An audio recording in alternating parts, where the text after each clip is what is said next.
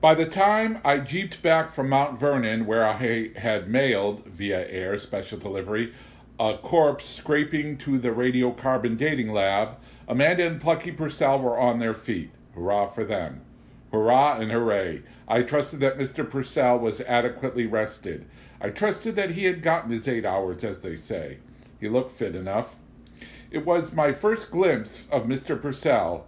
I thought, begrudgingly, that he resembled the actor Paul Newman, except that Purcell's cheekbones were higher than Newman's, and his nose was more aristocratic. Then he smiled. His smile was not like Paul Newman's. His smile was not aristocratic. His smile was like a splash of ham gravy on a Statue of Liberty necktie. Amanda hugged me and kissed my cheek. Big deal. I said nothing. Outside, the mallards owned the sky. They traveled in high, vibrating lines. In frame houses all over Skagit County, men in T-shirts and house jeans sat calmly cleaning their shotguns. The continuum between the men and the ducks was eloquent. After a while, I shoved my jealousy aside. If Ziller was unperturbed, and he seemed to be, why should it torment me? There were more important things at hand. Oh, such important things. I suggested that we gather around the oak table and pool our thoughts about this mummy we had on our hands. The moment I ceased trying to conceal my excitement, it gushed forth in geysers. Wow, hell yes. Let's get at that mummy. No, Amanda said firmly, not today. Couldn't believe my ears. Not today?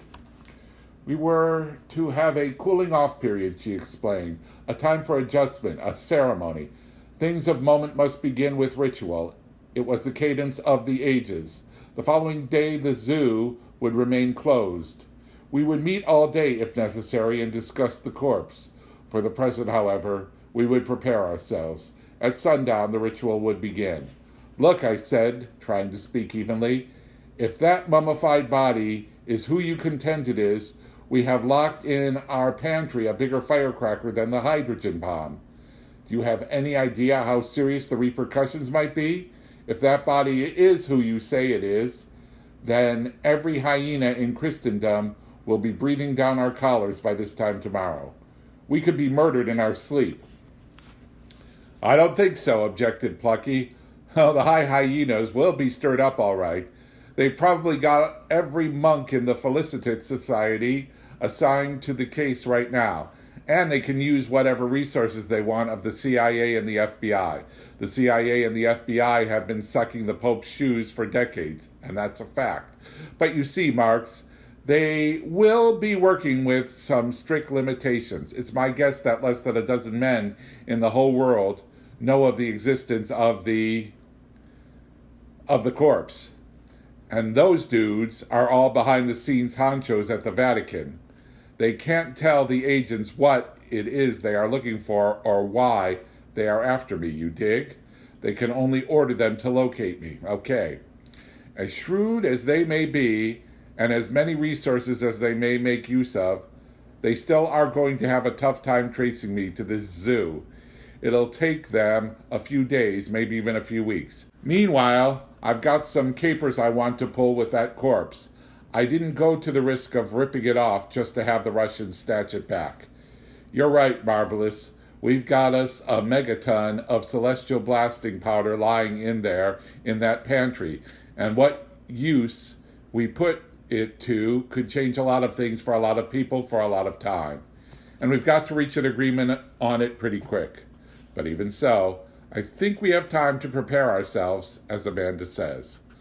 Plucky lit a cigar and settled down on a pile of cushions, as if to give notice that he was ready for whatever ritual the setting sun might bring. Amanda was pleased. Tonight we shall feast, she said, and tomorrow we shall fast. Fuck a duck, I grumbled, meaning no offense to the mallards overhead. Amanda had said that we were to feast as sure as big pigs' rooster legs fit around a volleyball. Feast we did. Amanda picked the Skagit Valley up by its damp green heels and shook its whole stash of goodies out onto our table. She shook out a silver salmon, big as a baby, baked with a sour cream glaze. There were fresh oysters, both steamed and raw, late broccoli in a hot sauce with overt sadistic tendencies, corn on the cob, burdock tubers, cattail roots, biscuits baked from cattail pollen, 4 varieties of wild fungus, chanterelles, meadow mushrooms, lepiota, and king boletus. Cow parsnip, the stems were peeled and eaten raw like celery, roasted lady fern stalks, creamed onions, lichen soup, pine nuts, wild honey, starfish eggs, pumpkin pudding, apples, pears, and so forth and so on, all of the food having been gathered by the Zillers free of charge, as is still possible in Skagit country despite the toxic cement encroachment of individual horrors. "You people sure eat some queer things," I said. "We have great knowledge of such things," said Amanda. We washed dinner down with gulps of wine, as Jesus and his buddies would have done, and afterwards the hash pipe circled the table, pausing to poke its stem into each set of lips, as a thirsty hummingbird might insert its bill into every bloom in a lay of orchids. Having many of the common prejudices, I had never been entirely at ease with, quote, drugs, end quote, but on that occasion the rich smoke worked its teases in my blood, its tiny wings fluttering to the rhythm of vegetable voodoo. "Must look into the botanical background of substance known as hashish," I jotted in my journal, writing by the light of candles that grew incessantly jewel-like, even as protean wafts of incense approached my snout-like platters of ripe fruits borne on the backs of Nubian pages.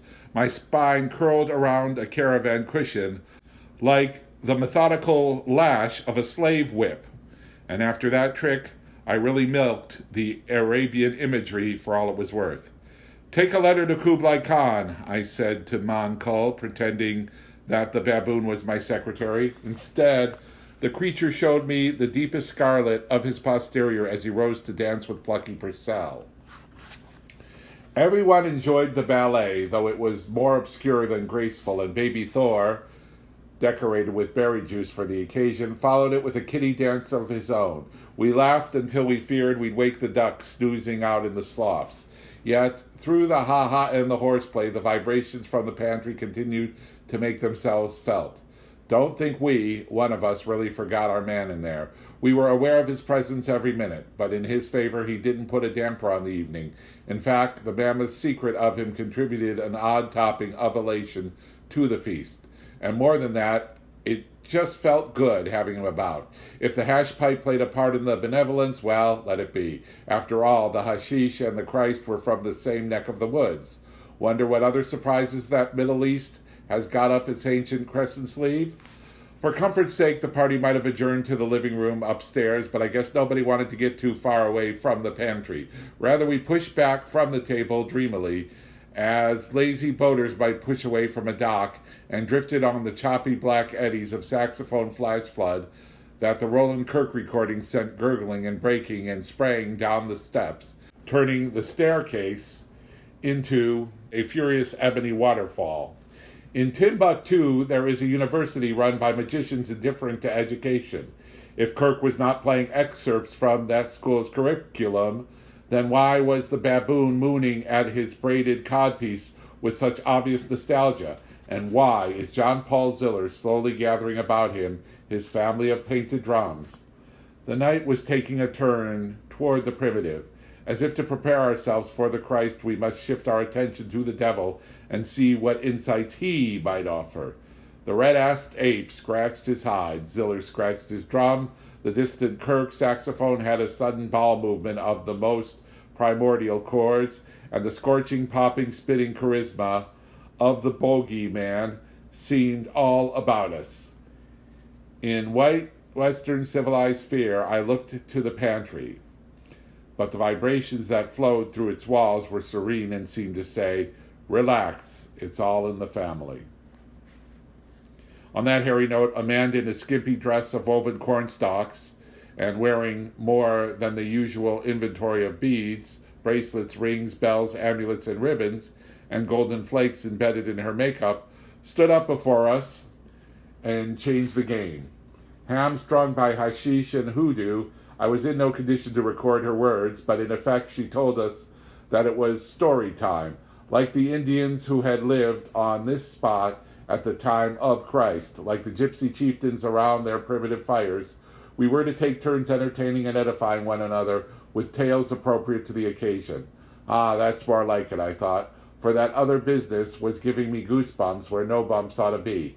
My connection to the material world was like the bond of the dancer with his partner, and I didn't cotton to no dark, formless shapes from the stag line of the irrational cutting in, so to speak. Do you? I'll go first, volunteered Amanda, and that delighted me further, for although she was forever singing to things and at things, I could not recall her ever having told a formal yarn. On cue, the phonograph shut off. Ziller rolled his drums. We sat back and waited for Amanda's lisp, pretty as a pink snail, to crawl into our hearing. Amanda's story. In the garden known as Eden, our mythological sweethearts went too far. Tempted into unnatural positions by the trickster, they aroused the censors who promptly shut them down. Management threw in a curse to boot, and that primal curse declared that the earth, because of man's funky nature, would thereafter bring forth thorns and thistles. As it came to pass, thistles grew almost everywhere. Wherever thistles grow, however, there is found the thistle butterfly, the, quote, painted lady, unquote, or Pyrameus cardui, as our academic friends are in the habit of calling it. All over Europe, all over North America, in Africa, save for the dense jungles of the Congo, throughout South America, in far-off Australia, and on many islands of the sea, this beautiful butterfly is found. At some seasons it is scarce, but then again there are times when it fairly swarms, every thistletop having one of the gaily colored creatures squatting on its head, and among the thorny slums of the leaves being found the webs which the caterpillar weaves. Once on Bow Wow Mountain, having followed some butterflies into a thistle patch, much as young scholars follow great truths into a university, I held the thistle crown to my ear, expecting, as a result of having read that awful Tennyson in 8th grade lit, to hear the inner workings of the cosmos. It pricked. You might say that after that, I was anti-thistle curse, but the butterflies continued to come and go, back and forth, like phone calls between Adams and Eve's lawyers and the censorship board, hoping to settle out of court. Amanda, how'd you like another cup of wine? Oh, no thanks, Marks. No more for me. How about you, Plucky? Sure, man, fill her up. John Paul had taken Amanda's place at the front of the kitchen. Evidently he was offering to tell his story next. That was okay with me. That was sure okay. I hadn't a word in mind. Accompanying himself on a small barrel drum suspended in archaic fashion from his neck, Ziller began, in a voice negroid but glossy, to recite from his African diary. John Paul Ziller's story. The road to Boboville runs through the backyard of a fetish. Here they chain clouds to bamboo poles and keep the winds shut up in pots of terracotta. We stop in order to cool our blisters and to make discreet inquiries concerning the elements. The sun is of particular interest. Maidens pass among us, selling bubbles that they have trapped in their pubic hair while bathing in the river.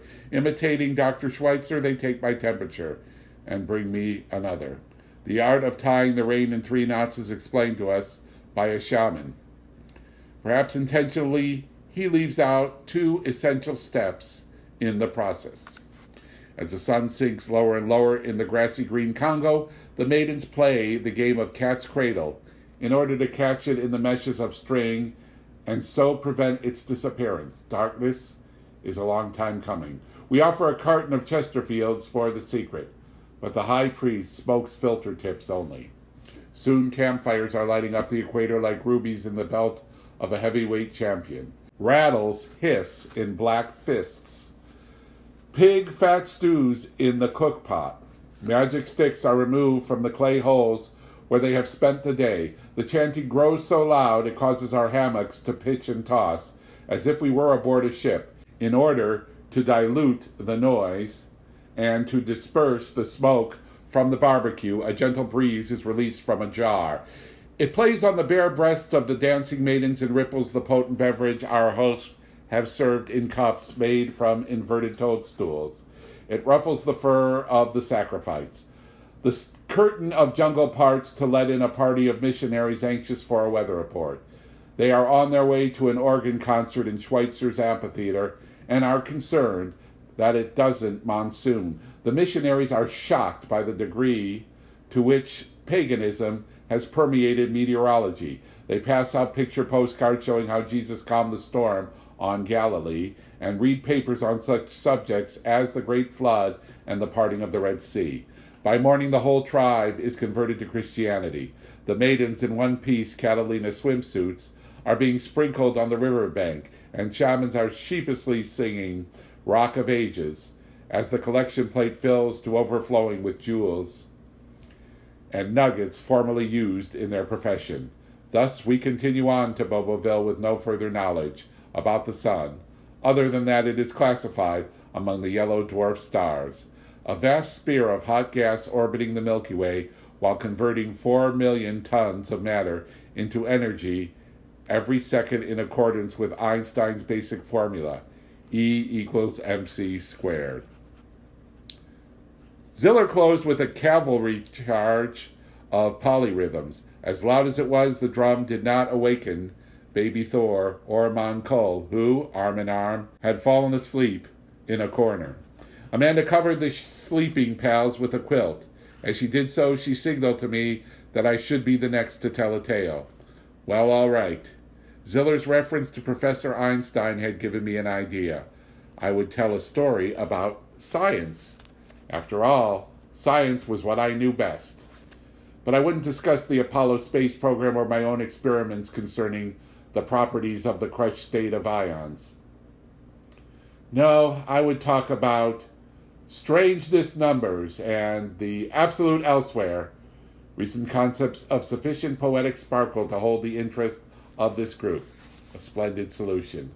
When I went to the front of the room, however, the hashish and the wine, I guess it was, took over, and my mind dumped another load entirely.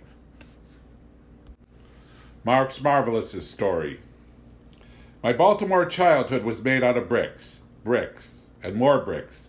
Here in the Pacific Northwest, they build everything out of timber. Back in Baltimore, it was brick. Boyhood vistas of brick row houses lined up along brick streets. Brick sunsets, brick picnics, brick newspapers delivered on frosty brick mornings. Everything the color of bacon and dried blood. Brick. I lived in brick homes, went to brick schools, bought Snickers bars in brick candy stores, watched Gene Autry rout the bad guys in brick movie theaters, and played lacrosse on brick playfields behind brick walls.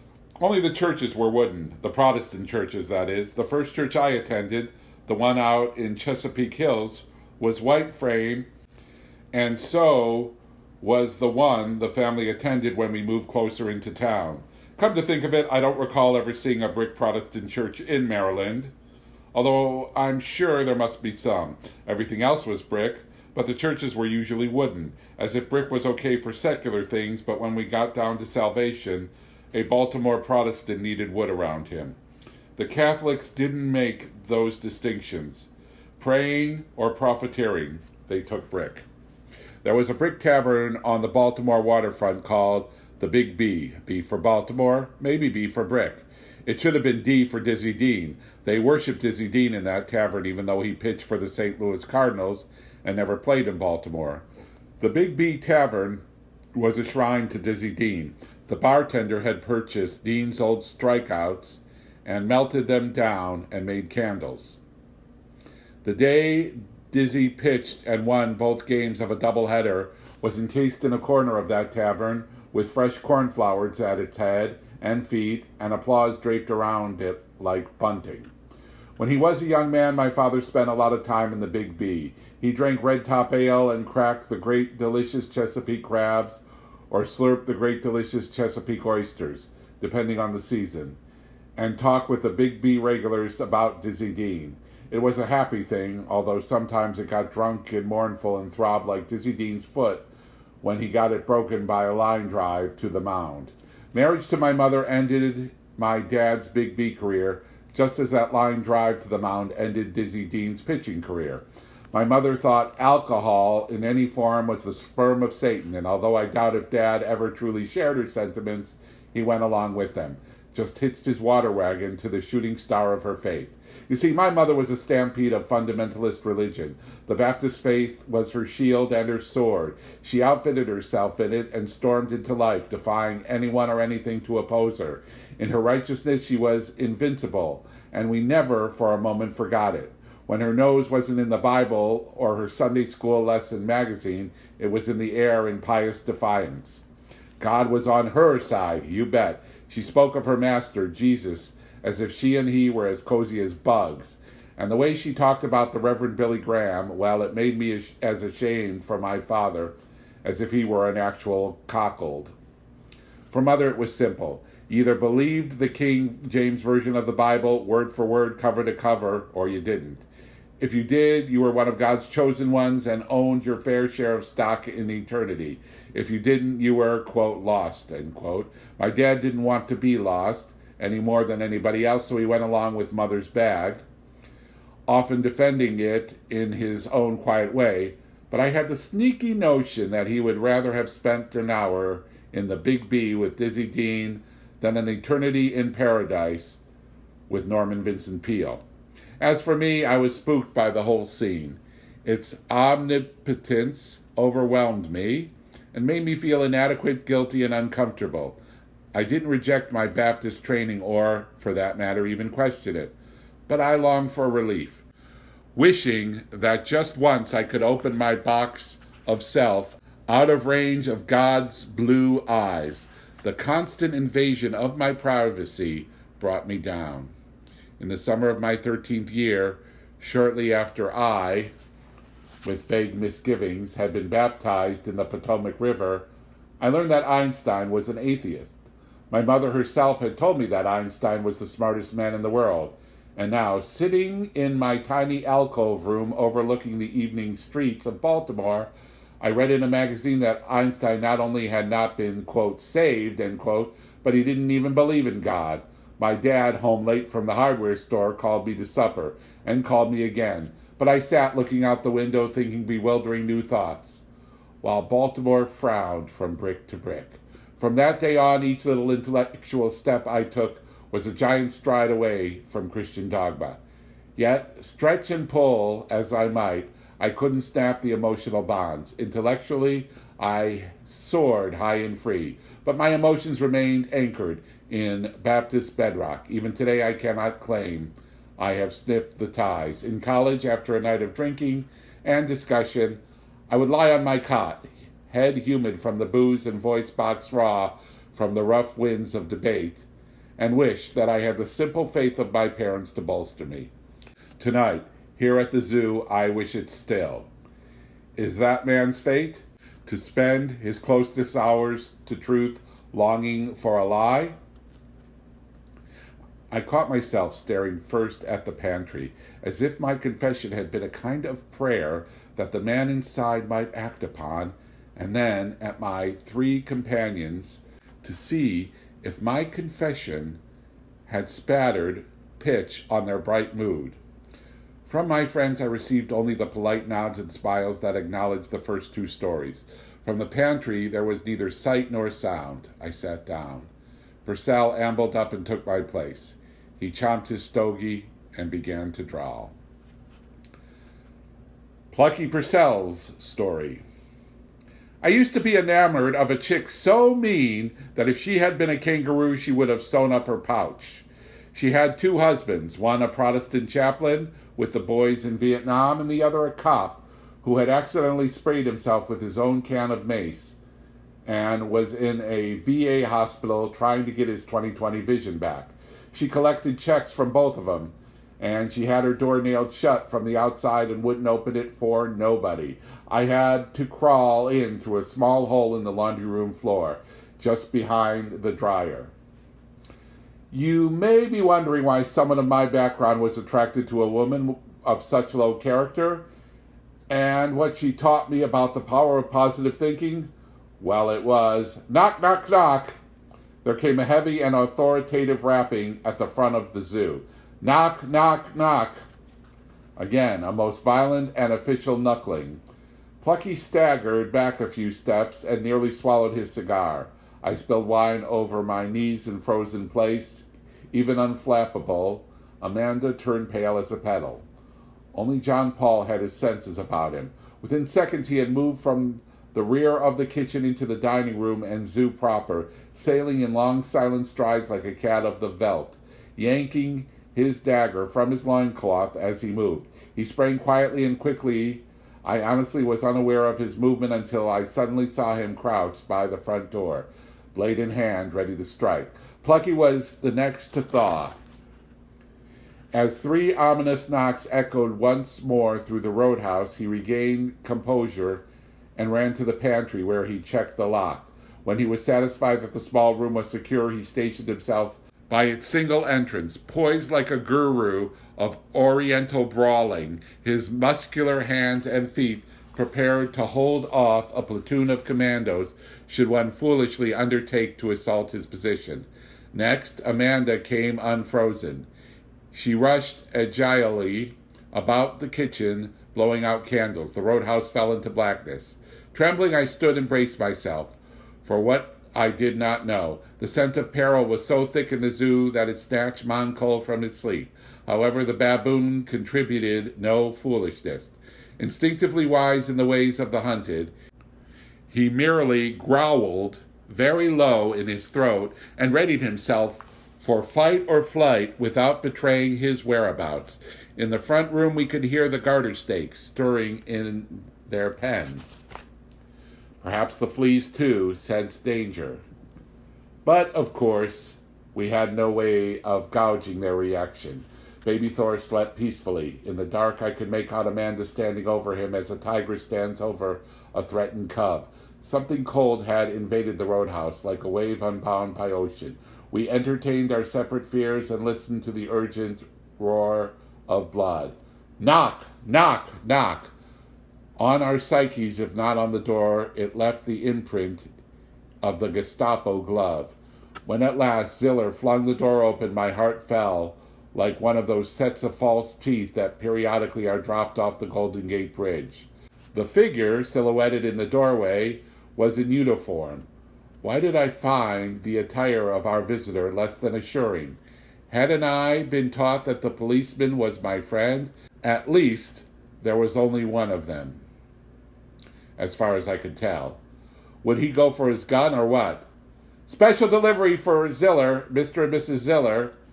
John Paul accepted the letter and returned to the kitchen, far less hastily than he had left it. Amanda switched on the lights. To hell with candles.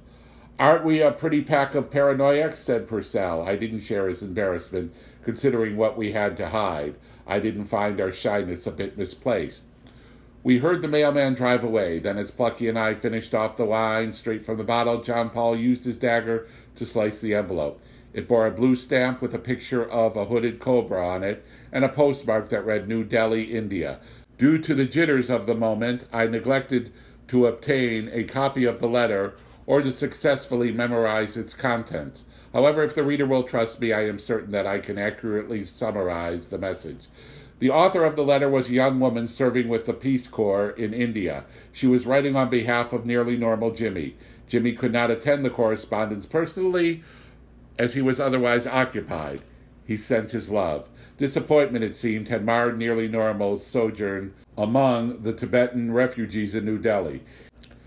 He had failed to receive an audience with the Dalai Lama, who had taken to reading Time magazine and Reader's Digest, and had publicly expressed doubts concerning his own divinity. The God King drove around in a Nash Rambler and talked about a trip to Europe or America to learn more of the West. In the papers, he spoke of investing his followers' funds in Swiss securities. Among his aides at Tibet House, the conversation was not of Tumo or Myangas or the coil of birth and death or the thousand-spoked wheel of the good word of Buddha, but of politics, economics, and international diplomacy. It appeared that a whole new sphere of interest had opened up for the theocrats. "They've discovered the Mickey Mouse Bardo," Jimmy complained bitterly. "Contrary to the old saw, you can not only take the Lama out of Tibet, you can also take Tibet out of the Lama." So on October 2nd, a disillusioned and desperate, nearly normal Jimmy did what no white man had done in 2 decades, and few ever. He crashed across the most forbidden frontier on earth. Jimmy, oh Jimmy, son of Arizona's most successful insurance salesman, born with a silver policy in his mouth, honor student, class president, and voted, quote, most likely, end quote, admitted to the U of Arizona at age 16 on full scholarship, precocious wizardling of finance, Wall Street gritting its paper teeth in anticipation of his onslaught. Weekend house guest of the Goldwater clan. Despite bulldog nose and acute myopia, Southwest debutante's delight, Jimmy, who on his Palomino with expensive saddle followed Amanda's motorcycle up the Bow Wow Trail and learned different arithmetic. Jimmy. The Peace Corps girl had watched him go, crossing the prohibited mountains by the shine of midnight moon, darting like a jackrabbit through the Himalayan ice, cowboy boots kicking up stones and churning snow, footsteps flying in cataract against the crusted banks of the riverbed, glasses fogged, giggling madly, long red hair flapping in the thin air at the rooftop of the planet. Jimmy, defying communists, machine gunners, and 40 centuries of esoterica, arcane fancies dancing in his head, he sprinted furiously toward the fabled holy city of Lhasa. Clutching under his arm, as if it were the jewel in the lotus, a rattling tin canister containing 4 reels of Tarzan's Triumph. Nearly normal Jimmy, barrel-assing toward Buddhahood. Om Mani Padme Hum. Yippee! We awoke the next morning to the sound of distant guns, perhaps more than one of us imagined as we toppled out of dreams that the armies of the Vatican were advancing across the pea fields. For sure, I leaped to the window and searched the horizon for gaudy standards, for frenzied Latin temperaments, for canteen wagons crammed with pasta and peppercorns. Of course, it was merely the opening of the duck season that had aroused us. Hunters' skiffs plied the river and the sloughs. Men and boys under red hats tramped the marsh meadows and the low dikes that delineate the cattail and sedge-lined pockets of backwater. From my window, the red hats looked like polka dots that had escaped from a bandana and run to the marshes in an effort to elude the bloodhounds. There was not a mallard in sight. Unencumbered by breakfast, the 4 of us gathered in the pantry. Thor had been fed and left to play in the kitchen. The toy he selected that morning was a wooden duck. I suggest that we consider it a coincidence. Mon Cole had been assigned to guard duty outside the pantry door. As scouts and sentries, baboons are reputedly better than Indians, although a cowboy and baboon movie is too much for us to expect from television. The corpse lay on the butcher's table right where we had left it. It looked like something that had been dragged out of the storeroom in an Egyptian flophouse. Nevertheless, it had a presence. Nothing you could offer me, not even 2 weeks with Amanda in a honeymoon resort, could persuade me to say that it had an, quote, aura, end quote, aura shmora. But it had something, an intensity of being that went beyond psychological suggestion or wishful thinking. If the Christ in life had had, as the cliche goes, quote, leadership written all over his face, end quote, then death had been a bomb eraser. John Paul Ziller sat at the head of the corpse, tall, thin, dark, gaunt, and bushy. He wore low on his hips a sun-brilliant white loincloth, from the waistband of which protruded a dagger and a flute. His long neck was ringed by a collar of monkey fur and teeth that some witch dentist had plucked from a reptile. At the feet of our Lord, closest to the exit, sat Plucky Purcell, husky, handsome, Aryan, forehead broad and manly beneath tight curly hair that was receding at a gallop. An occasional grin upset its fine features like linoleum yanked from under the feet of an emperor. He was dressed in logger's pants and a faded sweatshirt that bore the legend, quote, Tijuana Jail, end quote.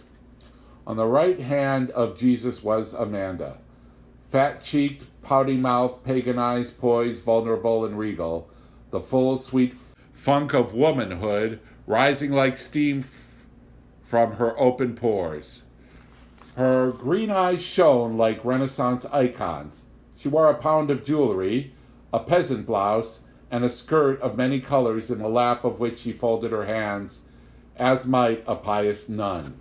Yours truly sat at the left side of Christ. I had previously recommended that we approach the problem of him much as the problem might be approached in a think tank, and since no one else had a better plan, we concurred. As I was the only person here familiar with a think tank's operation, I was elected to officiate at the proceedings. Fair enough. To begin with, I said, facing my three friends and the mummy from Rome, to begin with, Plucky has assured me that we have a minimum of 3 days to attack our problem.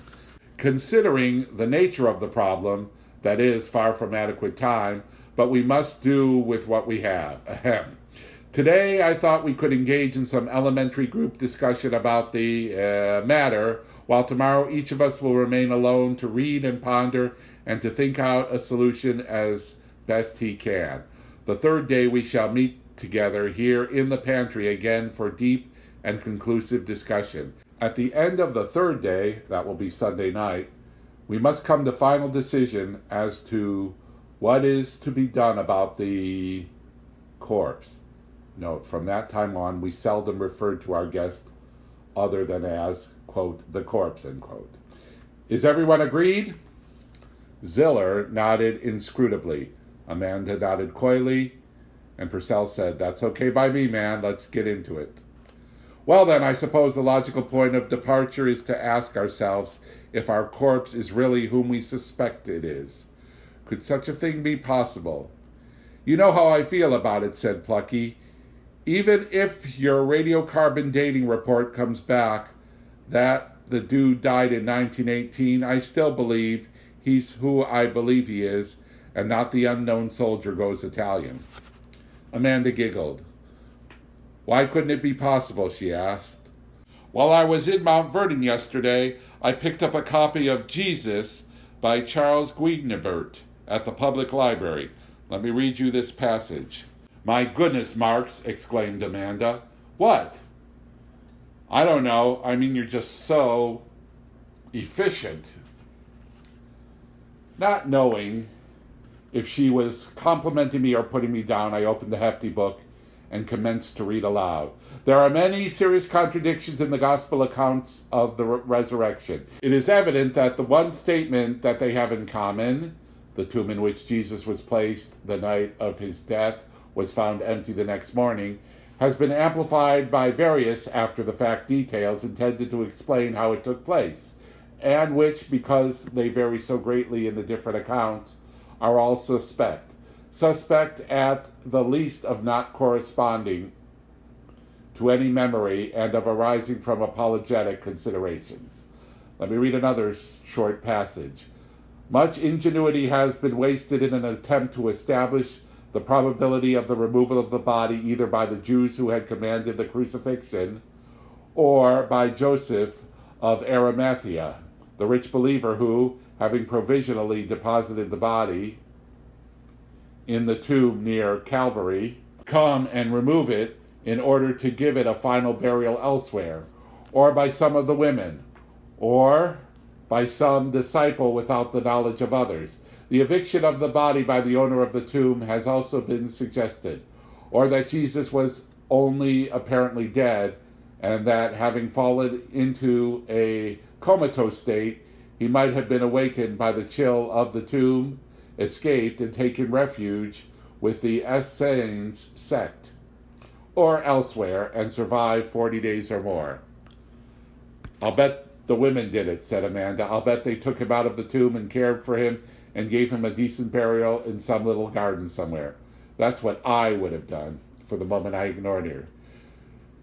Professor Guignabert goes on to personally testify, in a more pessimistic vein, that the whole story of the empty tomb was a myth. He says, "The truth is that we do not know, and the disciples knew no better than we, where the body of Jesus had been thrown after it had been removed from the cross, probably by the executioners.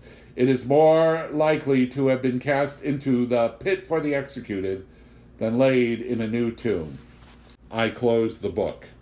So much for that. The conclusion we can draw from the scholars is that nobody really knows what happened to the body. There is no historical proof and not even any biblical agreement as to what was done with the body.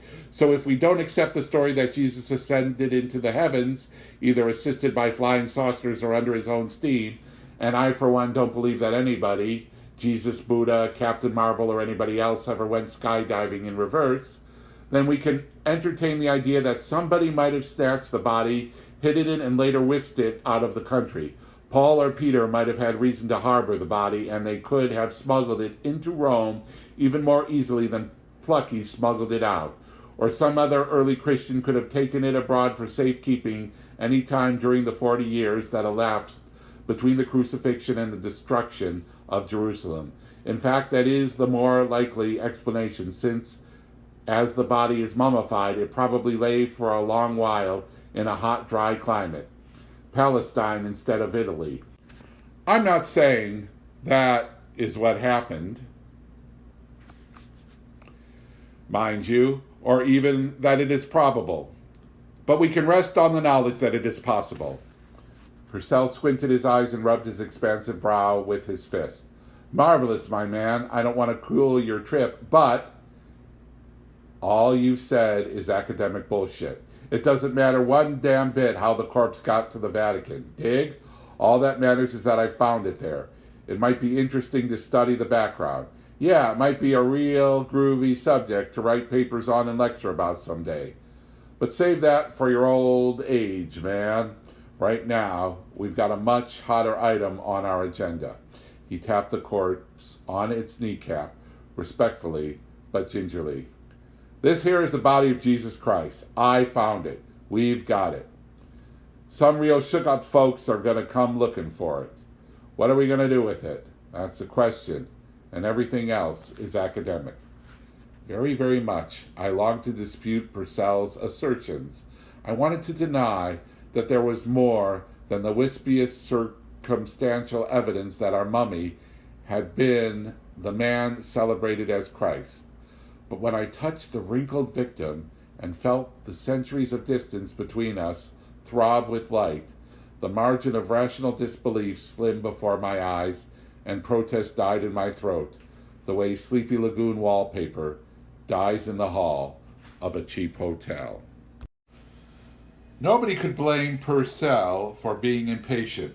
What a relief it would have been if we could have reached a speedy decision. But although Plucky's surge through life may have been crass and physical, he had never been a dummy. Moreover, in the course of his odd extra-legal relationships with poets and artists, he had acquired a broad, if uneven, education. He recognized what an awesome responsibility we had, we who must decide the fate of Christ's body, and perhaps in so doing the fate of Christianity and the fate of the Western world. Yes, it could come to that. And in the secret brothel of his heart, Plucky knew that before we reached a decision on this matter, we must establish a foundation for that decision. So, begrudgingly, he allowed me to persist in my think tank approach, although in deference to his impatience, I sacrificed a large measure of thoroughness. In the main room, the Puerto Rican wall clock sounded the hour of 8:50. It was always 10 minutes behind. There was a slight rustling in the snake pen. Who knew how the fleas were enjoying their holiday? As for the tsetse fly, it was as self-contained in its lonely house of permanent preservation as was the corpse, who was laid out on the table before us like a banquet at a Rotary Club for ghouls. Assuming, said I, that the corpse is who we suspect it to be, the next question is, what are the implications of it having been concealed by the Roman Catholic Church? Plucky believes that only a tiny handful of Vatican officials know about the corpse, right, Plucky? Yeah, I'm sure of it. Just a few administrators in the Holy Office would know about it. The information would have passed down from generation to generation by a very select hierarchy of hard-nosed fascists. Otherwise, it would have leaked out long before now. As for the general run of cardinals and bishops and monsignori, some are good, kind, loving, holy men, and lots are psychopathic, ambitious, egotistical power freaks, as ugly as any that work the street corners of hell. But good or bad, they, being human, couldn't carry on without their faith. Why, those jackals in the Felicitate Society have a sincere belief in Jesus and Mary, even though their duties are a mockery of everything Christ is supposed to have stood for. No, I'm sure that only a handful of big operators are in on the concealment. Maybe even the popes aren't always in on it. I doubt if Pope John Paul the 23rd was. On the other hand, Pius the 12th was just the type to have been a party to it. This current cat, I don't know about him. Say, Amanda, is it against the rules of the fast for me to light up a stogie? Well, no, I suppose not. Go ahead. Okay, I said, grimacing at the unmoving fish to which Plucky applied the heat of his match. If only a tiny band of high-echelon conspirators had been aware through the ages that Jesus was not alive and well in heaven but stone-cold dead in the basement of the Vatican, what has been their motive? What are the implications of the concealment? Look, folks, the resurrection is the foundation of Christianity. It's the mainstay. You might say that without the fact of the resurrection, the Christian religion is just an empty charade. Maybe it ought not to be that way. Since immortal or not, Jesus taught a lot of wonderful things to help lead an ethical and humane life, but that's the way it is. I opened the New Testament I had purchased in Mount Vernon the afternoon before. Let me read you this in Paul's own words. It's 1 Corinthians chapter 20, verse 14. And if Christ be not risen, then is our preaching in vain, and your faith is also in vain. There you have it. Whether or not the idea of the resurrection is relevant to the true meaning of Christ, it has been essential to the foundation, development, and expansion of the Christian church, right? Now, if certain key Catholic administrators have been aware all along that there was no resurrection, then the church is the biggest can of worms in human history, said Purcell through a ghost sheet of smoke. Maybe. Maybe and maybe not. Depends on the motives. Why is that, Marx? Asked Amanda. Although she had contributed little to the discussion so far, Amanda remained curious and alert. Ziller, on the other hand, seemed content to stare moodily at the corpse, studying it from all angles, as fellow magicians had studied Houdini's butter pat in an empty cafeteria trick. Before I could answer, Purcell butted in. There's a sound possibility, chums, that the highest spiritual authority in human history, Plucky was growing enamored of that phase in human history, has never been concerned with matters of the spirit at all. Not the top dogs, anyway. There's the possibility that it has always been a secular organization masquerading as a religion. The fact is, and it is a fact, the Catholic Church has never had but one single ultimate goal: the total mental, physical, and spiritual domination of every being on this globe.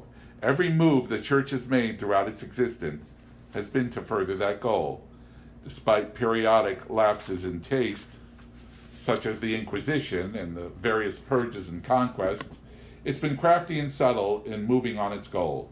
Crafty and subtle and successful, considering that there are 650 million Catholics in the world today, and that the church is the richest corporation in the world and one of the most powerful political forces.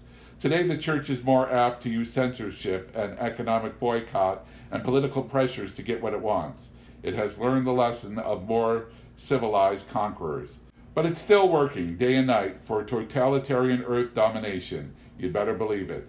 If that big old bulldozer of conquest was operating in the interest of Jesus and Mary and God, as incongruous as that might be, it wouldn't be half so scary. But now we know that they know their Christ was not divine and that their most essential dogma is only a con job. Well, what are we to think but that the church is, at its highest level, a super-duper fascist conspiracy that uses the Jesus hype just to control people and manipulate them. Purcell's speech sent a shiver up my spine like an electric eel shining up an icicle.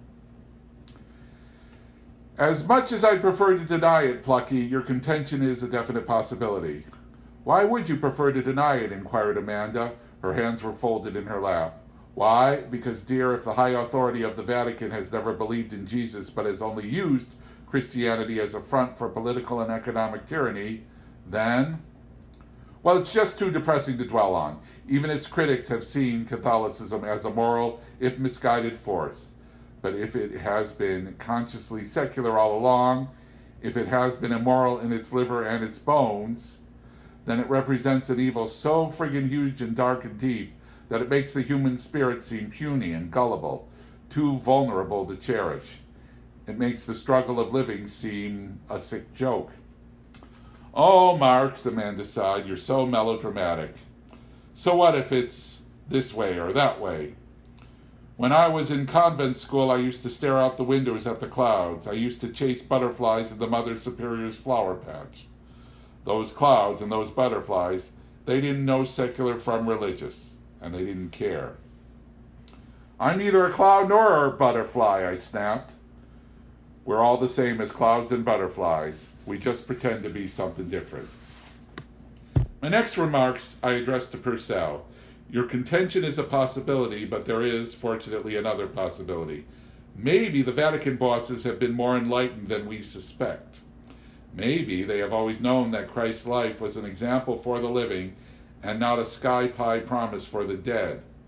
Maybe those few hardy leaders have been cognizant of that and could not accept it. But simultaneously they have been aware that the mass of Western man could not accept it. So they have conspired to protect mankind from that heady knowledge, to protect him from it until that time when evolution has molded him into a stronger creature, one unafraid to face dying without the illusion of a Disneyland beyond the grave. Maybe their concealment has been a humane act of the most noble proportions. Plucky munched his cigar and furrowed his virile brow. It could be marvelous. It could be. It wouldn't alter the general situation much, but I like to think that it could be. I wish this pantry had a window in it, said Amanda. She was probably daydreaming of clouds. An erratic clock kept track of our arguments. It ticked with a Puerto Rican accent. In the clock's ticking, I heard Carmen Miranda dancing. Did you know that after Carmen Miranda's death, her estate was sold at auction? Andy Warhol went to the auction and purchased Carmen Miranda's old shoes. Carmen Miranda had extremely tiny feet. Her shoes were about a size 1 or smaller.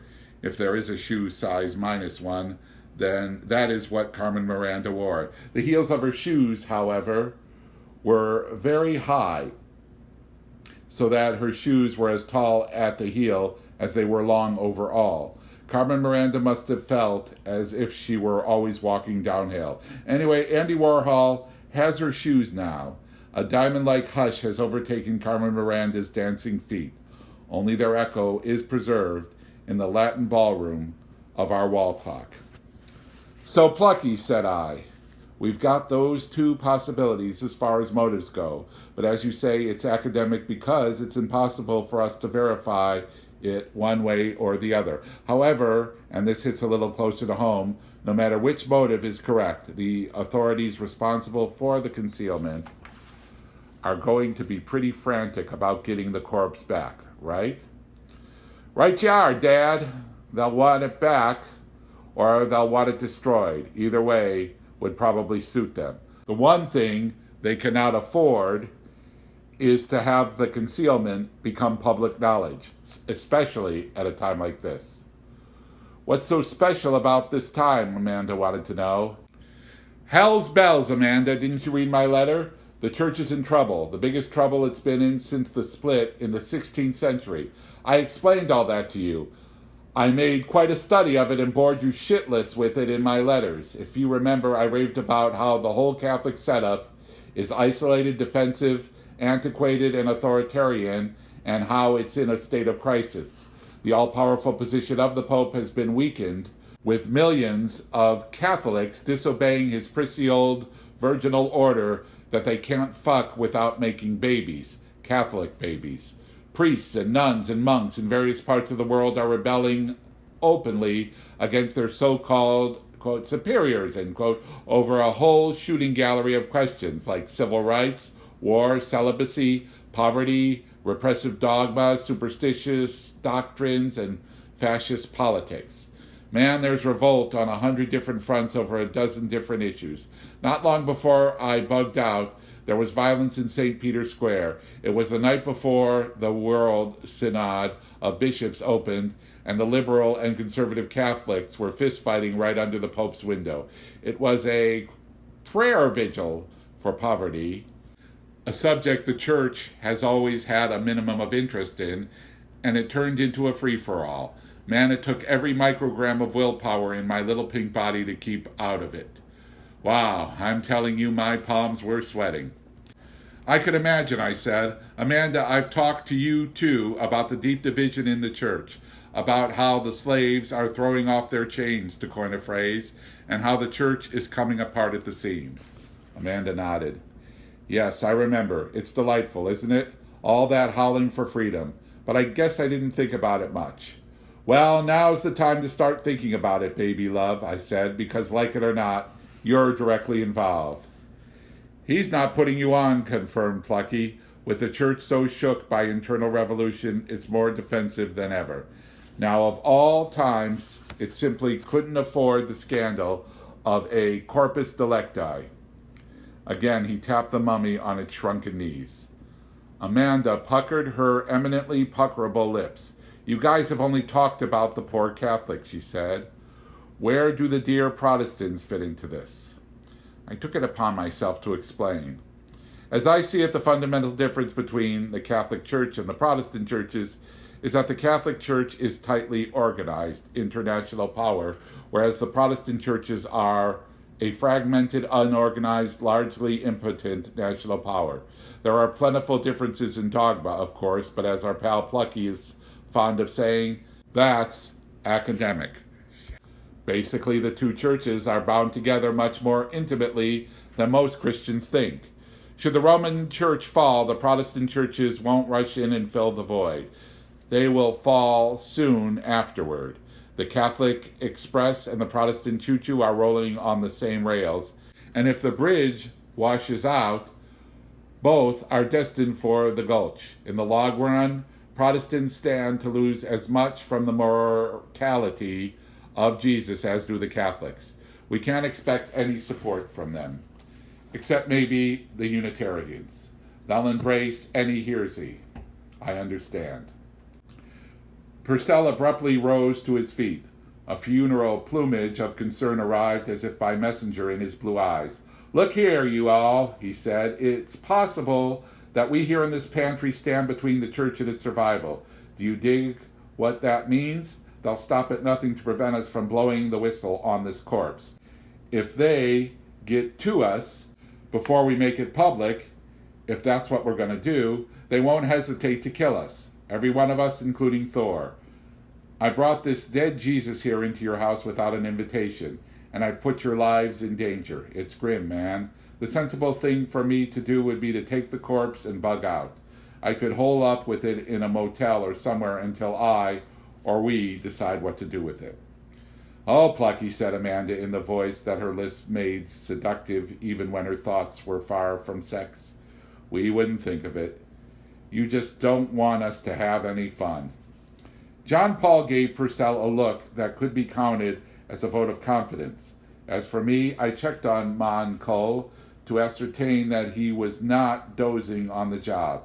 I heard an assassination in each muffled blast of Duck Hunter's shotgun. I heard a rendezvous with alien triggermen in each approach a vehicle on the freeway. I heard spike heels of Carmen Miranda dancing toward me in the dimension of the dead, intent upon avenging this smear on her Catholic girlhood. Cha-cha-cha. At this moment, that demented clock is still ticking in the depopulated zoo downstairs. I can't hear it up here in the living room where I am typing, but I can feel it. As artificial as the notion of passing time may be, its pressures are very real. Each unheard tick gouges me in the back as if time were a menopausal lady wanting to call her sister in Cleveland, and I'm on the payphone trying to talk a sweetheart out of suicide. Quote, shortage of time, end quote, makes it impossible for me to register verbatim our discussion in the pantry that October Friday, or to relay to you each piece of behavior or nuance of mood. I am forced, in fact, to skip over a great deal of dialogue.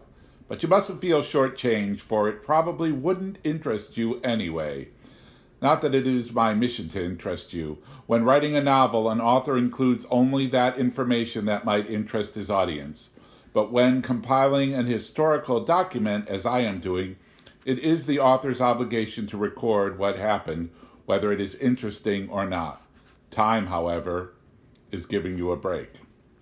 It was late afternoon when we got down to the nitty-gritty. By then, Purcell and I, unaccustomed to the rigors of fast, were producing uncontrollable sounds in our intestinal chambers. Plucky's stomach would growl with bravura, grandiose passion. And then my stomach would growl just a bit weaker, a shade lighter, as if Plucky's stomach growl was the work of an old master, and mine a modern copy made by a conniving forger or a graduate student at the Art Institute. If the reader is inclined toward realism, he may remind himself, during the following passages of dialogue, that two privileged bellies were whining, gurgling, and rumbling, point and counterpoint throughout. Why don't we quit beating around the bush, demanded Purcell. We've been yapping for 9 hours, if you could believe that crazy clock. It sounds like it learned to tell time in a Cuban whorehouse. I feel like I've had a crash course in Christian history from 40,000 BC to 20 minutes ago. You know what I mean? I'm not knocking it, but what I'd really like to learn is what you all think we should do with the corpse. I'd like to put the question to you. We don't have to reach a final decision until Sunday night if that's how the think tank game is played, but I sure enjoyed hearing what you folks feel we should do with it, him. Plucky looked from face to face. Ziller obviously was not going to speak. He continued to watch the corpse as a cat watches a mouse hole. Decent burial on the slopes of Bow Wow, offered Amanda. Appropriate ritual, then peace at last. The blue sky to keep him company, the winds, the waters, the clouds, butterflies, trees, stones, mushrooms, animals, the wild old ways. Ba, leaving no path in the grasses when he brings him flowers on special mornings. She sat with her hands in her lap, appearing as calm as when we began our session nearly 9 hours before. I can't say that I accept Amanda's sentiments, altruistic as they may be, said your correspondent. But at the moment, I don't have an alternative. I just haven't settled on any scheme worthy of sharing yet. What about you, Pluck? Apparently you've had your mind set all along. What do you want to do with the corpse? Purcell sprang upright in his wooden chair. His eyes burned like the snout of his most recent cigar. Yes, he had a plan, all right. Here's what I want to do with him. Blow him up on page 1. Illuminate his mug on channels 0 through 99. Plaster his wrinkles on the cover of Life. Bounce his kisser off Telstar satellite. Newsmen from all nations here asking questions. Press corps deserts Washington and Cape Kennedy and moves into Skagit County. Movie cameras churning, flashbulbs zapping, microphones crackling, tape recorders spinning their noisy spools. The roadside zoo struck by media lightning. Pundits arriving by private helicopter. Sulzberger rushing out to call the Pope for a personal denial, then using his prestige to get back to the head of the line for another peek at the pantry. Columnists, editors, commentators, prize-winning photographers camping in the parking lot. And don't forget the underground papers, the East Village Other, the Barb, the Rolling Stone, having their turn. Fill every page, every screen with him from here to Kathmandu. South Pole melting from the heat of the news wires. Drums carrying the story down the Congo and up the Amazon. Total world ear-eye glued to the final and ultimate death of him. Pluck pause for the effect that was in it. That's what I want to do with the corpse. Pardon me, but I get the impression that you don't want to keep this thing a secret. You want to drop the corpse on society like a bomb. Why? What would be the purpose of that? It was my voice that was asking. In the background, my belly had a few questions of its own. The purpose isn't hard to figure out. There's more than one purpose for that matter, and none of them are hard to figure out. The first purpose is to get some honesty back in the game, to restore an element of truth to life.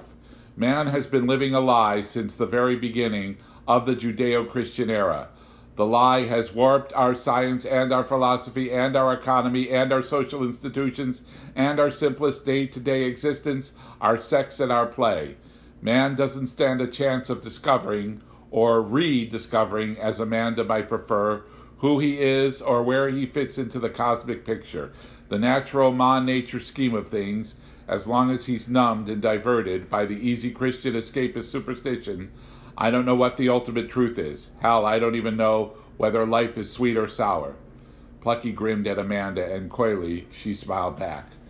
But I do know that you can't find truth if you start with a false premise, and Western tradition, the best and the worst of it, has always moved from the false premise of Christian divinity.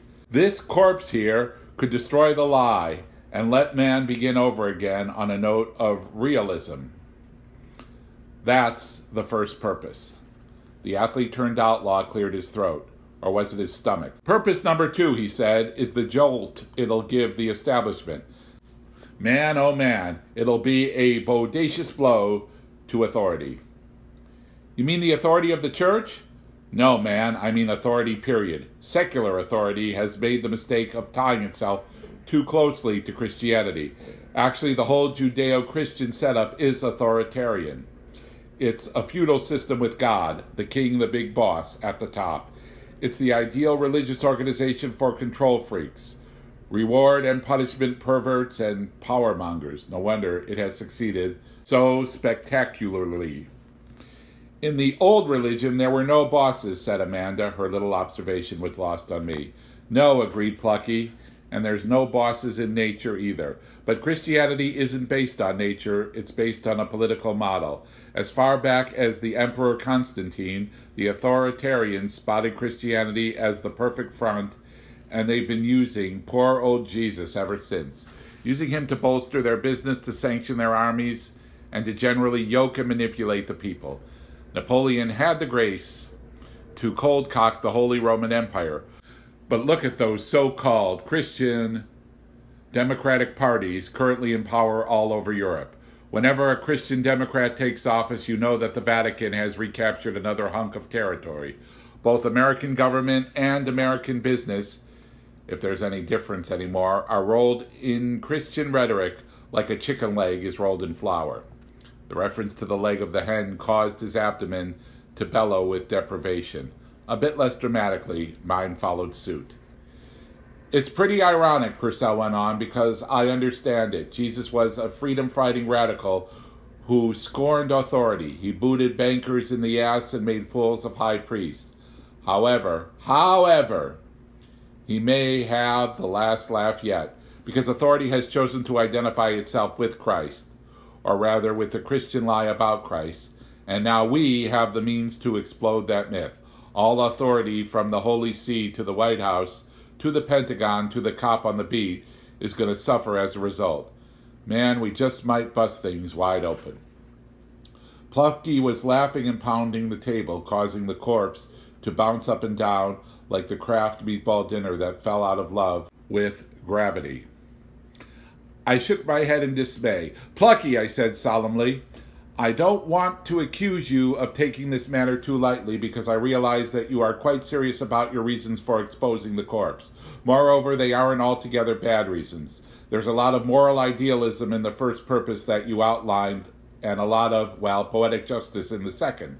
But in the end, I have to reject them both. Reject the idea of the super press conference, because, Plucky, I think you are overlooking the very grave consequences of such an act. The grin slid off Purcell's face like an ill pigeon slides off the equestrian statue of Ralph Williams in Los Angeles. As he lit another cigar, he motioned for me to proceed. Correct me if I'm wrong.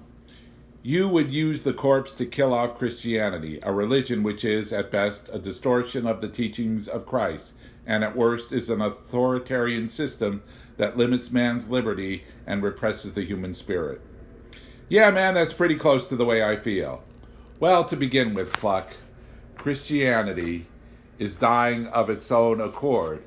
Its most vital energies are already dead. We are living in a period of vast philosophical and psychological upheaval, a rare era of evolutionary outburst precipitated by a combination of technological breakthroughs, as I explained it to Amanda. And when we come out of this period of change, providing that the tension and trauma of it doesn't lead us to destroy ourselves, we will find that many of the old mores and attitudes and doctrines will have been unrecognizably altered or eliminated altogether. One of the casualties of our present upheaval will unquestionably be Christianity. It is simply too ineffectual on a spiritual level and too contradictory on an intellectual level to survive. So, in forcing the knowledge of the unresurrected Christ on the public, you would only succeed in abruptly, crudely hastening a death already taking place by natural processes. It would be like shooting a terminal cancer patient with a bazooka. So much the better, said Purcell. Why drag it out? Anything we can do to speed up the end of those old authoritarian anti-life ways, why, we should feel a duty to do it. Hell, man, that's why I got into dealing drugs. I wasn't just selling a product for fancy profit. I was selling people a new look at the inside of their heads, laying a lot of powerful energy on them that they could use to open up new dimensions to their existence. I was trying to help change things for the better. That's part of my trip. You're a utopianist. That's what you are. A wild-eyed utopianist, aren't you? Well, let me tell you just what kind of utopia you'll bring out by thrusting this mummified Jesus on the world. Thoreau once wrote that most, quote, men lead lives of quiet desperation, end quote. And that's a damn accurate summation. Most people are lonely and most people are scared. They may not show it, but they are. Their faith in Christ is all that most people have in this civilized Western world. Because even if they aren't practicing Christians, and the majority of them probably aren't anymore, they still believe in the Christian God. And in times of stress, such as death or serious illness or self-doubt or frustration, they turn their faith to God. It's all that gives them the will to persist. The ultimate function of religious belief is the destruction of death. It helps man to conquer his fear of dying and his dread of what may lie beyond. If he learns that Jesus died and stayed dead, then what solace is there for him? Most people will conclude, I'm afraid, that if Jesus doesn't live, then God doesn't live. And if God doesn't live, what's left for them? See what I mean? We're caught in a time of demoralization, as it is, due to the changes we're undergoing. Man is already losing hope. His world is in a mess, and he's running out of options for saving it. Think what the mortality of Jesus will do to him. Your plan would shove mankind into a century of the darkest desperation and hopelessness. People would panic. They'd flip out. There'd be waves of suicide. Retired folks would eat their sleeping tablets. Dentists would break down at their drills. Salesmen would cancel their calls. Secretaries would stare blankly at their typewriters. Mothers would wander off and desert their children. Insane asylums would be standing room only. Crime would carry away the countryside. There'd be blood in every gutter, cold gloom on every face. It would shatter the stability of society. Oh, marvelous, you're over-dramatizing it. Sure, it'd freak out some people, the old and the rigid and the weak. And that wouldn't be pretty, but hell, it's necessary if we're going to get the species to evolving in a sane direction. Evolution always takes casualties. Besides, there'd be loads of people who'd get with it and dig it. The mortality of Christ could mean a fresh start for Western man. All the bullshit cleared off the boards and a spanking new, pure, honest beginning to find out who and what we really are and where we stand as regards the universe and the forces that we've nicknamed God. The young would go for it. They'd eat it up. The young and creative would welcome such a chance, and they'd pitch right in and build a more liberated, joyful, realistic culture. What's this horse crap about a, quote, stable society, end quote? You've got to be kidding. Nature isn't stable. Life isn't stable. Stability is unnatural. The only stable society is the police state. You can have a free society or you can have a stable society. You can't have both. Take your choice. As for me, I'll choose a free organic society over a rigid artificial society any day. If people are so weak that they have to have the heaven crutch to keep them from fear and death, well, maybe fear and death is what they need. And if they're so unethical that it takes the Jesus lie to keep them from going crazy in the streets, robbing each other and doing each other in, well then fuck them, man. Let them go crazy, because crime and insanity may be what they deserve. My belly did 2 rolls and a spin. A ripple of notes twisted and squirted up my digestive tract, as if my digestive tract were a horn, and that black guy, that Roland Kirk, was on the other end. I squeezed myself around the middle and choked off Roland Kirk in mid-solo. If I don't eat soon, there's going to be trouble with the musicians' union, I thought. Remember Sister Elizabeth and Sister Hillary? I asked Purcell. They said marriage vows to Christ. How do you think this unresurrected Jesus is going to affect them? How is it going to affect the other brave nuns and priests you met during your year with the church? Is death and fear what they deserve, Plucky? What about your parents and your brother and your sisters? They're good Episcopalians, aren't they? Do they deserve to suddenly have their most vital beliefs kicked in? What about my parents, my mama and daddy? They're fine people. They've always done the best they could for me and everyone else they know. They're kind and generous, feeling human beings. Religion is all my mother has in this world. Because she has given herself heart and soul to a doctrine that's largely myth, does that mean we have the right to destroy that doctrine for her? After all, that doctrine includes principles of the highest ethical degree. She's lived a better life because of her Christian standards. Despite the falseness of their accompanying lore, what difference does it make if the gospel is mostly a lie? It's an engrossing story, and the words of its hero are excellent words to live by even today. My code of ethics, and yours too, if you'll admit it, grew directly out of Christianity. Don't we owe it anything? Do we have the right to pollute our wellspring of morality? Do we have the right to destroy my mother? A million other mothers. Plucky could not answer right away. He was silent and brooding. Even his stomach hushed. Plucky's mood was a boarding house the night the cook fixed liver and onions. It was 5 below outdoors and the TV was on the blink. Eventually he said, I've got nothing against Jesus. It wasn't his fault that all this killing and cheating has been done in his name. He was one of the greatest dudes who ever was. You know what I dig about him? He lived what he preached. He taught by example.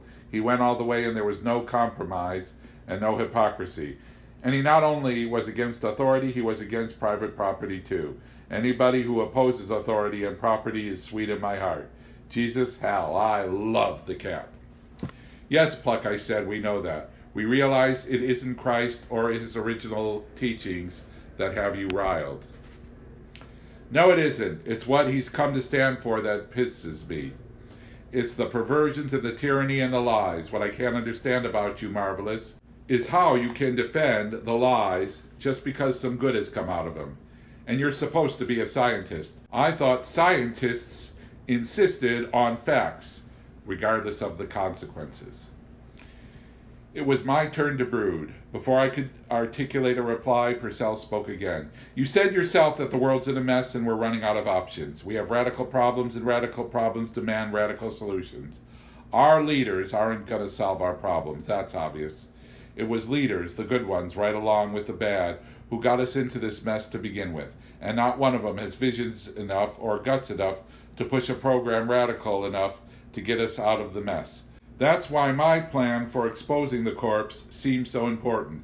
It's radical as all hell, and it's going to hurt a lot of technically innocent people and all that. But it's the one solution that might work. It could jolt society so hard it'd be forced to try a whole new approach to life. It could free us from our authorities and free us from our superstitions that keep us in the dark ages, even though our technology is putting us on the moon. To me, it's the only way out. I honestly don't think that it was an accident that I found the corpse. I'm starting to think that I was supposed to find it, that it's part of a divine plan to rescue the human race. And if some of the species has to be destroyed in order to save the species as a whole, well, that's the way evolution has always worked. But if you all don't want to help me with my plan, if you're afraid to accept the responsibility, if you just want to stick the corpse in the ground and forget about it, I never intimated that I wanted to stick the corpse in the ground, I objected. That's right, you don't know what you want to do with it. Yes, I do. I do now. You've given me an idea. I have a plan by which we may be able to use the corpse to improve human conditions without ripping the entire social fabric to shreds in the process. Purcell looked skeptical. What's that? He asked. Simply this. We reveal the corpse only to key figures in world government. We let the Pope know we have it, if he doesn't know already. We let the President of the U.S. know, and a few other powerful authorities. And we make sure that they are cognizant of the full consequences of the corpse becoming public knowledge, right? Then we make demands. We demand of the Pope, for example, that he rescind the papal encyclical banning artificial contraception. That would go a long way toward solving the population problem. We demand of the President that he withdraw all U.S. troops from foreign soil and that he scrap provocative defense systems. And we demand of the Pope, again, that he issue an encyclical excommunicating any individual who serves in the armed forces of any nation. That would help take care of the war and aggression problem. We demand Congress shut down Detroit until it agrees to produce electric automobiles exclusively. Think of how that would help the pollution and ecology problem. Are you getting the picture? We demand that the authorities themselves overhaul society and start making it healthier and happier. Or else we make public the morality of Jesus and break up the ball game. Plucky roared. Blackmail! Marvelous, you sneaky best. You're a blackmailer. Aren't you ashamed? I'm surprised at you, I really am. You're suggesting that we blackmail the President and the Pope. Purcell shook from the laughter the way a rosebush would shake beneath a dodo's seduction.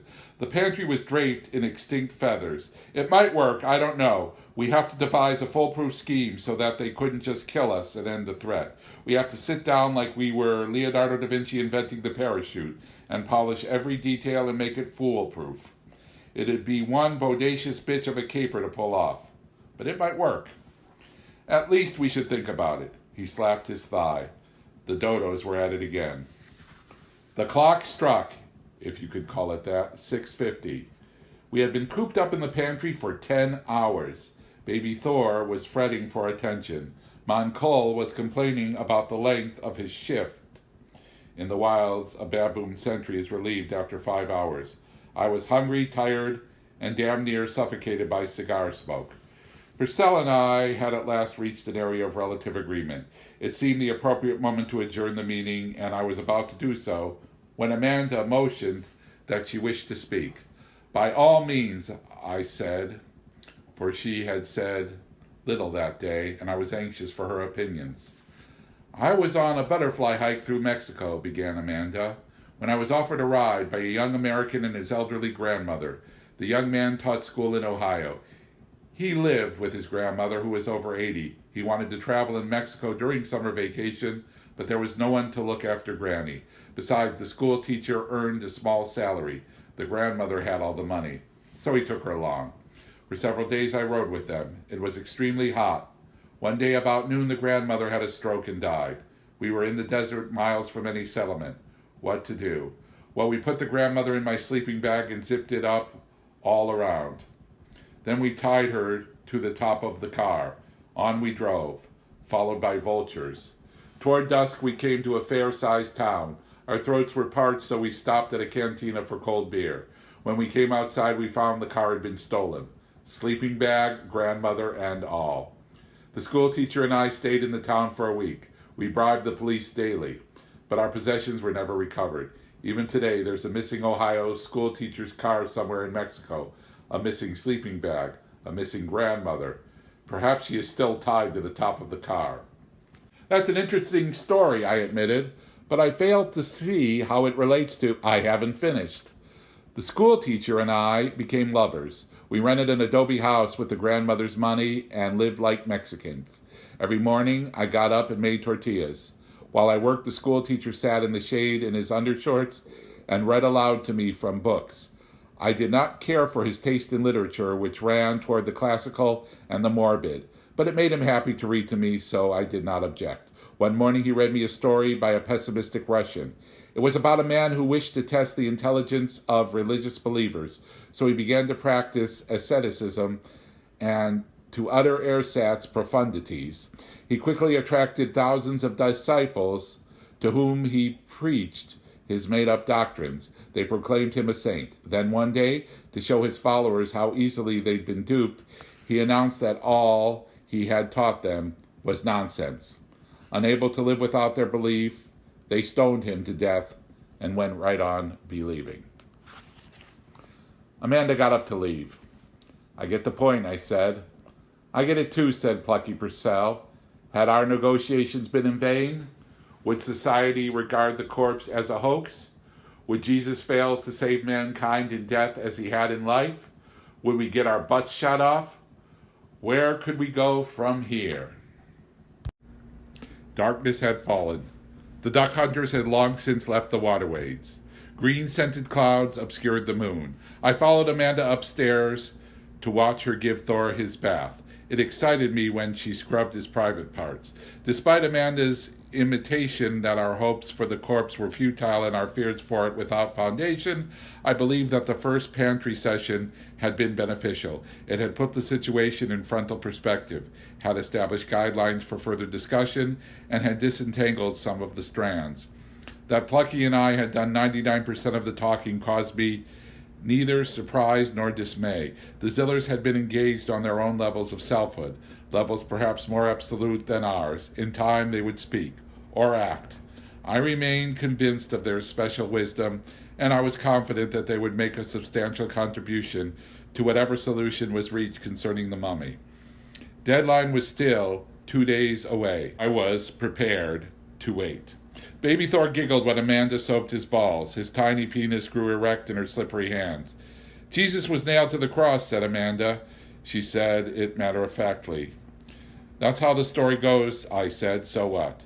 The cross is a tree and the tree is a phallus. There's something in that, Marx." She examined Thor's member as if it were a crucifix. I imagined it on a chain about her neck. Don't flinch, Thor, I was only kidding. "If there's something in it, it's too obscure for me. Can you explain?" Jesus was a Jew. Judaism was a father religion. Christianity also grew into a father religion. But the old religion was a mother religion. We've had 2,000 years of penis power. Is that bad? It isn't a question of bad or good. It never is. But when the phallus is separated from the womb, when the father is separated from the mother, when culture is separated from nature, when the spirit is separated from the flesh, then life is out of balance and the people become frustrated and violent. Well, the past 2,000 years have been frustrated And violent, all right.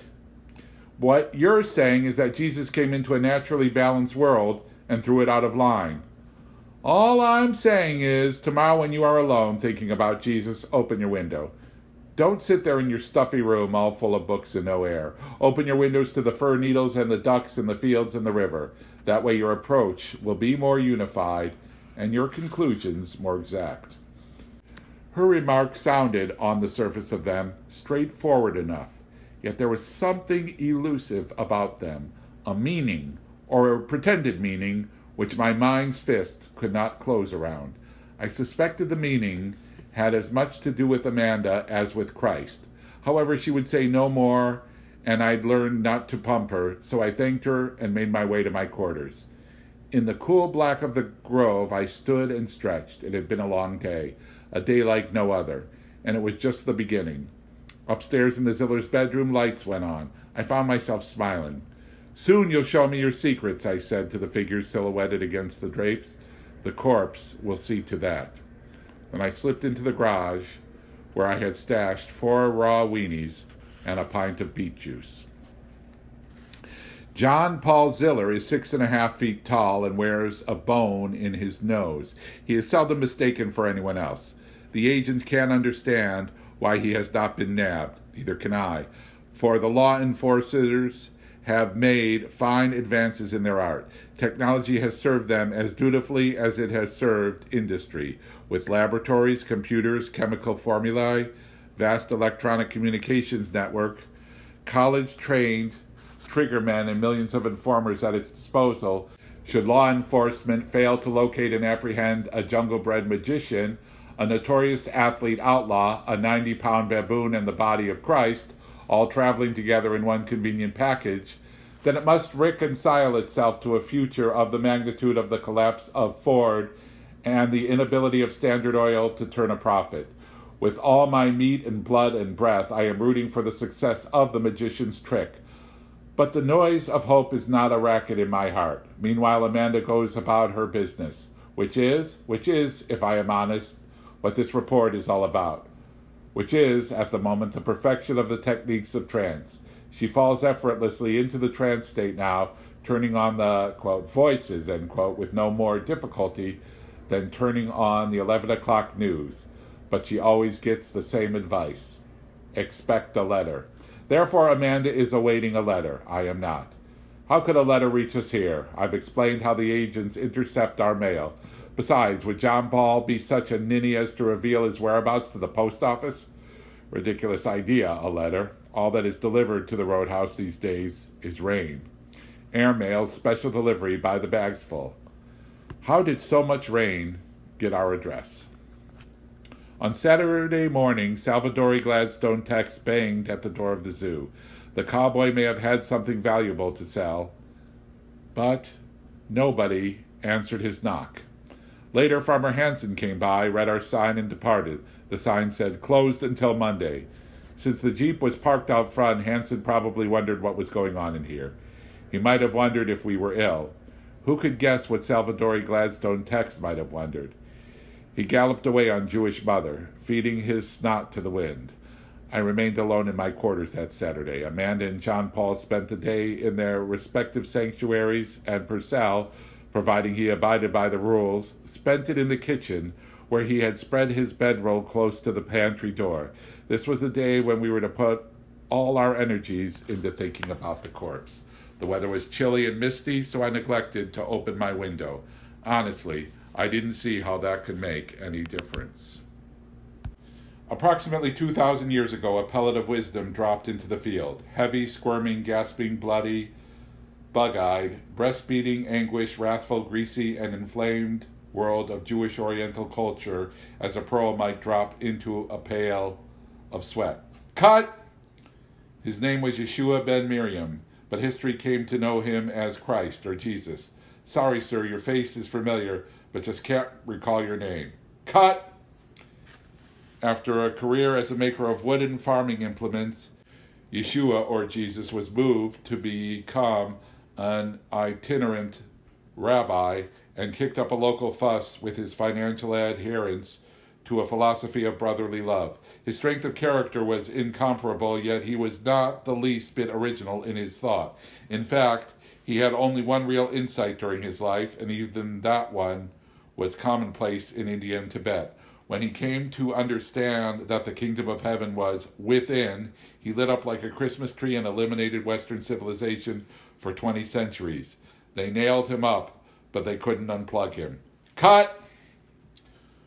On a Michigan funny farm, there are 3 inmates, each of whom believes he is Jesus Christ. They are all correct, of course, but when they learn the secret that everyone is divine, if he only knows he is divine, they become confused and behaved in a manner that led them to the loony bin. Their culture hadn't prepared them for divine revelation. It hadn't even encouraged them to ask the only important question, who am I? Let alone taught them to give the only logical reply. So when these 3 lower middle-class working stiffs stumbled onto self-knowledge, they translated it into the absurd vision of the Sunday school Superman, then wondered why they got locked up. Tough titty, boys. We prefer our God to be as singular as he is distant. Cut! A prophet in the Jewish tradition, Jesus had little truck with Gentiles. Quote, I was sent only to the lost sheep of the house of Israel, end quote. Matthew chapter 15, verse 24. On at least one occasion, he referred to Gentiles as dogs. He saw his mission as helping to bring about the fulfillment of Jewish aspirations. And that mission ended in a grotesque fiasco. He differed from the mainstream of Jewish thinking only in that he believed in loving one's enemies. A radical difference, to be sure, but he would have been appalled by the suggestion of a Gentile religion being founded in his name. He never intended to sponsor a church, let alone an inquisition. Cut! Jesus says, Hey, Dad. God, yes, son?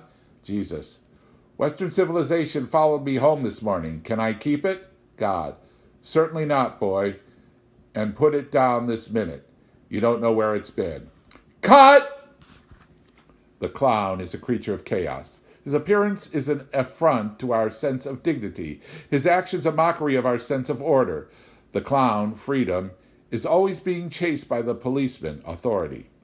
Clowns are funny precisely because their shy hopes lead invariably to brief flings of exhilarating disorder followed by crushing retaliation from the status quo. It delights us to watch a careless clown break taboos. It thrills us vicariously to watch him run wild and free. It reassures us to see him slapped down and order restored. After all, we can condone liberty only up to a point. Consider Jesus as a ragged, non-conforming clown, laughed at, persecuted, and despised, playing out the dumb show of his crucifixion against the responsible pretensions of authority. Cut! Jesus, it's me, you know, the friendly witted priest who puts your transcendental rap into the groovy idiom of the cool kids on the corner. Hey, are you running with me, Jesus?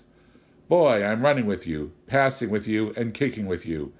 And you're still losing. Cut! For God so loved the world that he gave his only begotten Son, that we might not perish, but have everything. Cut! Jesus, there is practically no historic evidence of your existence. Jesus, the gospel is mostly Greek myth, literary embellishments, and publicity releases. Jesus, we knew so little about you. Jesus, is it your absence that makes our hearts grow fonder? Jesus, we don't have you. We have abstractions the church has woven around your name. Jesus, you are a mystery. All mysteries, however mundane, have the stink of God about them. Jesus, is that your game? Cut! When Jesus overturned the bankers' tables and kicked the capitalists out of the temple, he momentarily succumbed to the temptation to indulge in violent revolution in the cause of freedom. He did not persist in this behavior, although he remained a rebel. Jesus was to support a revolution in consciousness rather than a violent overthrow of corrupt establishment. For his trouble, he was hung up on spikes. Would his fate have been different had he persisted in militant opposition? For his refusal to pursue political goals, Jesus lost popular support and gained a legacy. Cut! Over the strong red soil of Galilee he sailed like a boat. Picture him sailing past the feast at which men dance to melancholy music, sailing through the olive orchards, through the vineyards where black grapes pout like moons, sailing across the viaduct that spans Cheesemaker's Valley, sailing up and down the slopes of ripening wheat, sailing around the heart-shaped Lake of Galilee, sailing through the heat, through the barking of dogs and the sawing of grasshoppers, through the herds of cud-chewing camels whose burdens bear scents of eastern spices, through the crumbling villages where at dusk flitting bats frightened the women at the wells. And always, as he sailed, spouting his madness to his astonished disciples, his mad, extremist, unstructured, non-linear, poetic babble of forgiveness and love. Cut!